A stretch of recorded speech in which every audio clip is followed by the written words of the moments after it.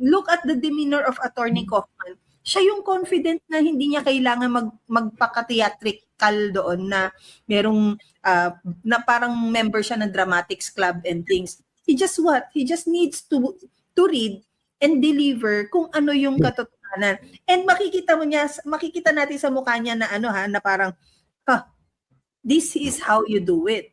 He firmly believes what he is saying. He firmly believes that the arguments and the evidence that he saw backs his defense. On the contrary, yung mga prosecutor, Marlon, tingnan mo yung nagsasalita sila. Parang nagsasalita sila, kalahati lang yung tiwala nila sa kanilang argument.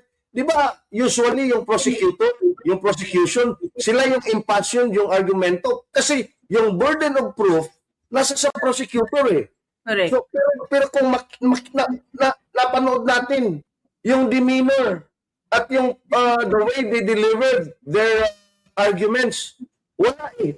Mahina na yung kaso nila, mahina pa yung kanilang dibdib, mahina pa yung kanilang pagka-deliver. Alam niyo, confident si Kaufman because nag-build siya ng relationship sa kanyang kliyente.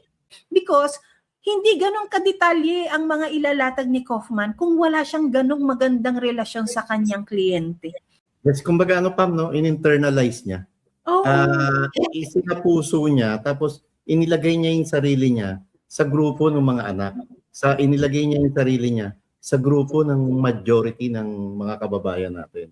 At alam natin, kahit nakapikit, kayang-kaya silang sagutin ng Attorney Kaufman at kayang-kayang barahin yung kasinungalingan na isinasalang ng prosecution. I was really, really impressed doon kay Attorney Kaufman, how he smashed and demolished all arguments, no? Again, mayroon siyang team. Pero for him to stand there by himself, no? Against the many prosecutors, against the common legal representative of the victims, ilang abogado ba nagsalita against the Duterte for the prosecution? Ang dami. Pero isang attorney, Nick Kaufman lang ang tumayo doon at talagang binasag lahat.